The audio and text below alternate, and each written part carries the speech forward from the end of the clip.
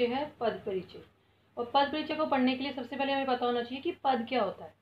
जब कोई शब्द वाक्य का भाग बन जाता है, मतलब जब हम, वैसे तो वो शब्द है पर जब वो वाक्य के अंदर लग जाता है तो वो क्या कहलाता है? पद कहलाता है। जैसे कि राम है, अगर हम राम को लिखते हैं अकेला तो वो शब्द है, लेकिन जब वो किसी वाक्य का भाग बन जाता है, जैसे राम पढ़ रहा है, तो वाक्य में लगकर वो क्या बन जाता है? पद बन जाता है।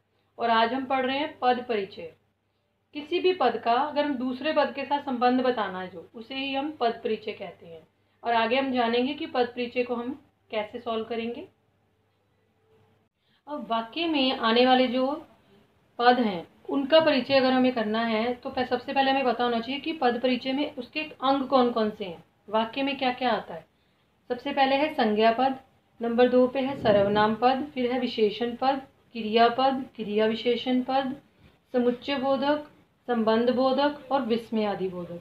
अब वाक्य में जैसे जैसे जो आएगा, जैसे सबसे पहले अगर संज्ञा आता है तो उसके भेद बताने हैं, फिर कौन सा भेद यूज हुआ है उसमें।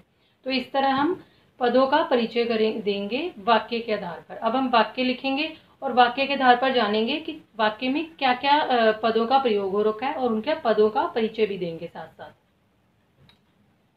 अब हम वाक्य देख लेते हैं। पहला वाक्य है रमेश 10वीं कक्षा में पढ़ता है। इसमें रमेश क्या है, पहले हमें ये बताना, आइडेंटिफाई करना है कि वो क्या है, संज्ञा है या सर्वनाम है।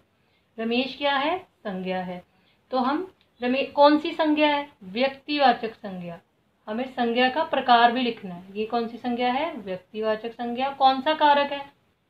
ये है कर्ता कारक। और लिंग कौन सा लगा है? ये मतलब ये स्त्रीलिंग है या पुल्लिंग है? तो ये पुल्लिंग है, रमेश एक लड़का है। और वचन एक वचन है। फिर इसमें है पढ़ता है। पढ़ता क्या है? पढ़ता है क्या है? वो एक क्रिया शब्द है। इसी तरह दूसरा वाक्य देख लेते हैं। वह रोज विद्यालय जाती है। इसमें वह क्या है? संज्ञा है या सर्वनाम है? ये एक सर्वनाम है। और सर्वनाम का कौन सा पुरुष है ये? क्योंकि जो हमारा सर्वनाम के 3 है ना, अन्य पुरुष, मध्यम पुरुष और प्रथम पुरुष होता है। वह क्या है? अन्य पुरुष है। और क्रिया कौन सी है? सॉरी, लिंग कौन सा लगा हुआ है इसमें? लिंग, वह रोज विद्यालय जाती है ना, तो वो स्त्रीलिंग हो गया।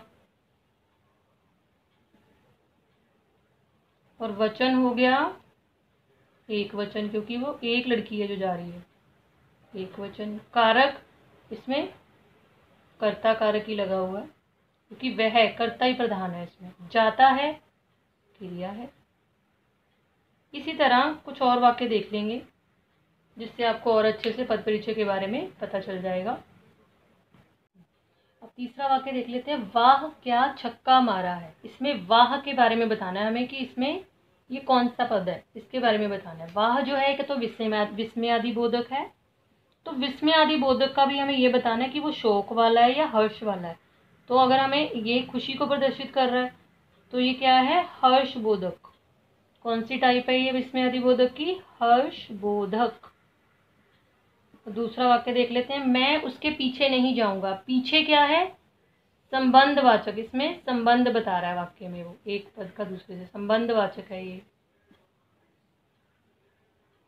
सोनम मधुर गाती है। इसमें मधुर क्या है? गाती है तो हो गया क्रिया, लेकिन मधुर क्या है? गाने का तरीका बताया जा रहा है ना इसमें, तो ये है क्रिया विशेषण। और क्रिया विशेषण का कौन सा प्रकार है? ये रीतिवाचक, जिसको आप इंग्लिश में एडवर्ब ऑफ मैनर भी कह देते हैं। रीतिवाचक की गाया जा रहा है तो कैसा गाया जा रहा है? मधुर गाया जा रहा है। धन्यवाद।